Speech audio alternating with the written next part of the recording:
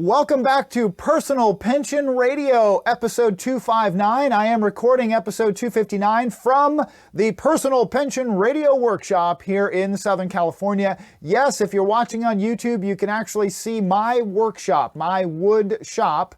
Behind me in the video on the floor is actually my kitchen countertops that I'm so close to installing. I am building my own white oak kitchen countertops. Super excited about that.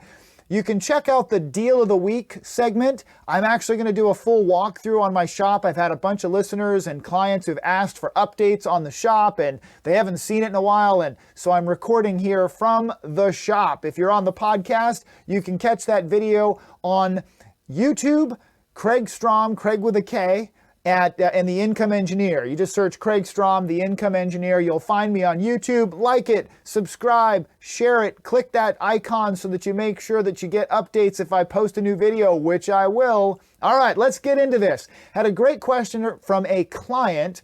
We work together on a number of things, including investment management. That's one of the things that my firm does. Now, these folks, they actually live in Idaho now, so we were doing a Zoom meeting for an update on things and how the investment's going and so forth and what's new for 2021. And as we wrapped up, I asked, is there anything else that you'd like to touch on or anything that I missed? And she spoke up right away and said, yeah, I almost forgot. I'd like to know if you would be interested in managing our son's investments.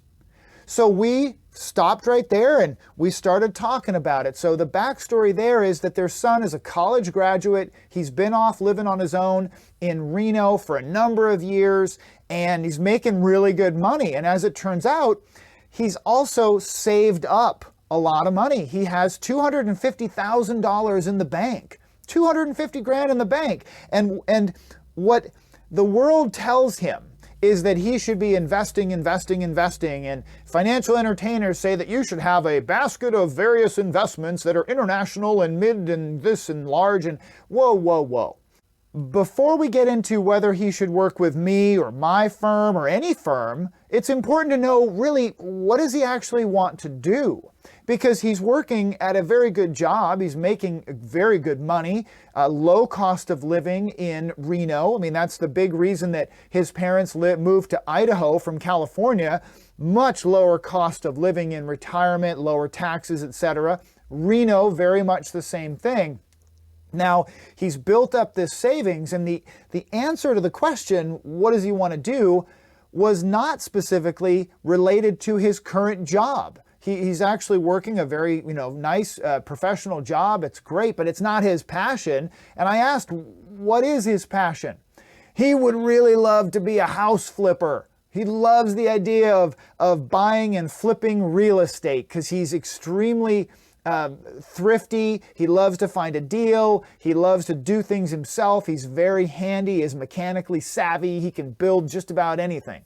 And they got really excited about his enthusiasm for flipping houses. And that's where I actually slowed it down. That before he can actually get off the SS 9-to-5 workship, he really needs to have a plan for how would he ultimately transition into a house flipping business, a real estate business. And if that's the case, if that's what he really wants to do, then working with the traditional Wall Street investment firm is most likely not the right idea. In fact, it's probably the wrong idea for him. And what I suggested to my clients regarding their son was he probably shouldn't go after working with any financial advisor at this point because the amount of money that he has to invest is not high enough to make the fees that an investment firm has to charge to break even make sense. It's just not efficient. At $250,000, the typical asset management fees might be 1.5%. It's really too high. And he's young enough that there's no big rush, but the cost of running an investment advisory firm or a brokerage firm nowadays is really high. So percentage-wise, $250,000 doesn't give him enough to bring his costs down, in my opinion. It's just not efficient. That if he really wanted to be invested on Wall Street, he could do that himself. He could bring up his iPhone or his Android phone and, there's apps for that. He could invest if he really wanted to. However, what he truly wants to do is not related to Wall Street, so therefore, that's another reason to avoid going to a typical Wall Street route, because if he got invested in baskets of investments and blah, blah, blah, you can't invest in real estate flips with that. You can through various types of investment firms and such, but it's not hands-on flipping real estate. You can't do that in a typical Wall Street basket of investments. So my advice was stay liquid. Stay in savings. And then somebody out there right now goes, oh, he's not earning any rate of return. I call BS on that, because if he focuses in on what he truly wants to do, which is find a great deal on real estate that's got some scratch and dents and repairs that are needed, and then he's able to get in there with a very low down payment, and because of his healthy income and cash on hand, he can qualify for a loan. Absolutely. He'll qualify for a loan, puts in minimum down payment, and keeps maximum cash available for renovations, and he does it on the cheap. He's going to find a great deal, but he needs to be have a liquid position to be ready for the deal.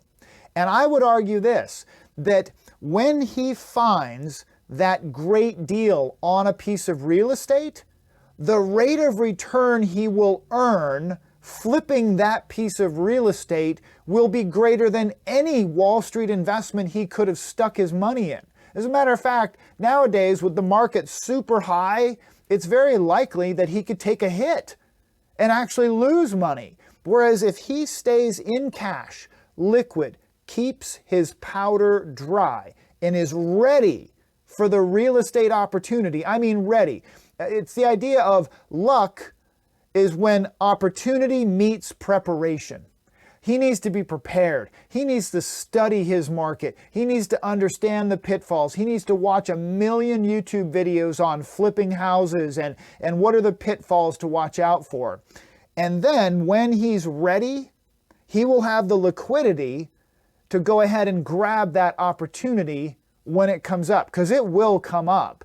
If you are ready, you'll be able to jump in and do that. So, final piece. My suggestion in this case, stay liquid. Learn the house flipping business as much as possible. Maybe even find a partner in the Reno area to work on a deal with. Join a local meetup group. There's house flipping groups, real estate for investors, by investors, Phoebe. There's Phoebe groups all over the country. And those are the types of things that I would recommend before ever working with a financial advisor. And then when you get that first piece of property, the big deal is now you need to come back and talk about the LLC to protect the asset and all other assets to come. And that's where I can come in and be a big help. So, folks, thank you for listening. Please continue to send in your questions. You can send me an email, kraig@craigstrom.com. Craig with a K at craigstrom.com. Take care.